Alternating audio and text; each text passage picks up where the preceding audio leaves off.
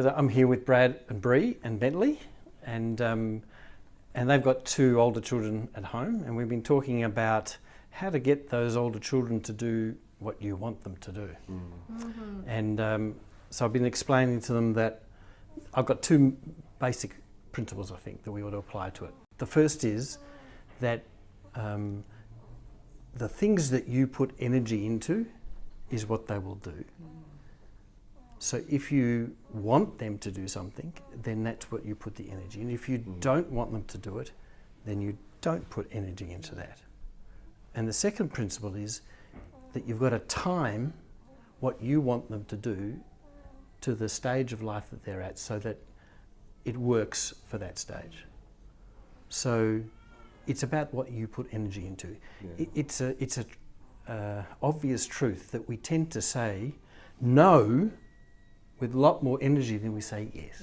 Yeah, that's true. And so the children quickly learn about what we don't want, but they don't have the maturity or else the understanding to be able to distinguish between the positive and negative energy. They just pick up the energy. Yeah, you're right.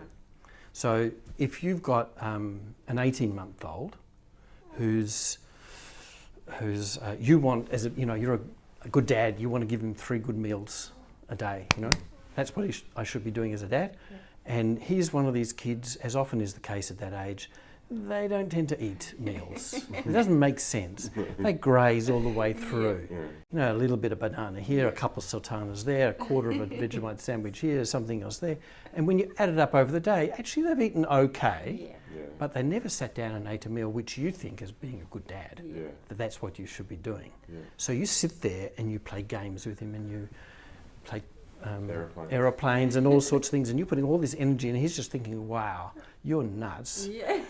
I'm not hungry and you want me to eat. So here's an opportunity to get all that energy from you. So there's a fair chance that you're going to entrench that not eating behaviour. Oh, yeah. So instead of getting him to do what you want him to do, because you've timed it at a stage of his life where he's really not interested in that, you're only setting yourself up for failure and frustration and teaching him how to use you for things that you're so stupid enough to want to do when he doesn't see any point in it whatsoever. So you do have to time it right. Yeah, that's right. So that applies at toilet training stages. If you don't time it right and you put the energy into toilet training, they're just going to get screwed up about their bowels, really. And you end up with frustration, and that's what they learn. But it actually applies all the way through life, even when they're teenagers and things, that the things you put energy into, they will be attracted to. So if you put energy into praising them and encouraging them and the things that they do well at, they will want to do that more.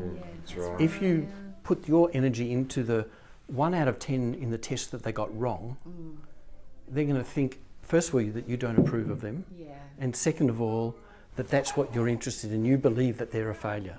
And they will then tend to behave in such a way to perpetuate that. That's right, Okay? So it's energy in, energy out, and applying it in the right things, the things you want, not the things you don't want, and at the right time. That's true.